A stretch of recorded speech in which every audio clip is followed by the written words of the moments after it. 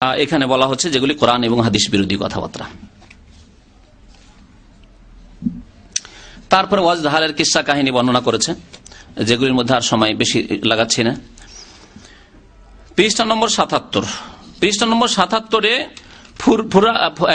আপনার চরমনায়ের পীর আর শর্ষিনার পীর তাদের সাক্ষাতের একটা গল্প আছে, তাদের জিকিরের পার্থক্য।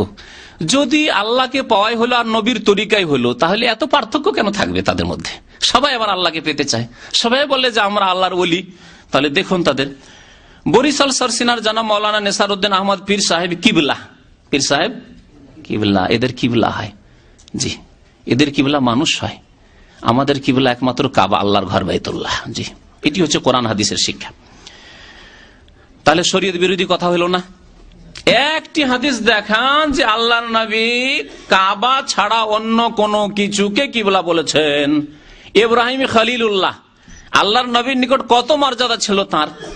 ইব্রাহিম খলিলুল্লাহ তার পূর্বপুরুষও, আর আল্লাহর অন্তরঙ্গ বন্ধু খলিলুল্লাহ। ইব্রাহিম খলিলুল্লাহকে তিনি কোনদিন বলেছেন যে ইব্রাহিম কিবলা? ইসমাইল আলী সাল্লাম তার বংশের রাসূলুল্লাহ সাল্লাল্লাহু আলাইহি ওয়াসাল্লাম, তিনি কোন ইসমাইল আলী সাল্লাম নবীকে কোনদিন বলেছেন ইসমাইল কিবলা? বলেছেন? তাহলে এসব ইসলাম বিরোধী কথাবার্তা বলছে শরীয়ত আমরা মানি। কোথায় শরীয়ত মানে? বলছে যে এই আমার ভাই বলিয়া সম্বোধন করিয়া তাহার কুতুবখানায় বসাইয়া আমাকে বলিলেন, ভাই আপনার মুরিদানকে এত বড় আওয়াজে জিকির কেন বাতান? প্রশ্ন শর্ষিনার পীরের, যে আপনি এরকম কেন উচ্চ স্বরে জিকির করান সবকে? আমি বললাম, হুজুর সব ওলামাগণের মুরব্বী আপনি, যদি আপনি মুরব্বী, যদি আপনি হুকুম দেন তবে আমি সকলকে আস্তে জিকির করিতে বলিব। কেন? যদি আল্লাহ রসুলের সুন্নত তরিকা হয় তো কোন আলেমের কথা বন্ধ করে দিবেন নাকি? বলুন, বুঝতে পারছেন? ভুলগুলো বুঝতে পারছেন আশা করি। যে শর্ষিনার পীর চরমনাইকে বললে বন্ধ করে দিবে, তাহলে কোন শরীয়ত? তাহলে বোঝা গেল যে মানব রচিত শরীয়ত। হ্যাঁ, এই হুজুরদের, এই ভণ্ডদের তৈরি করা শরীয়ত।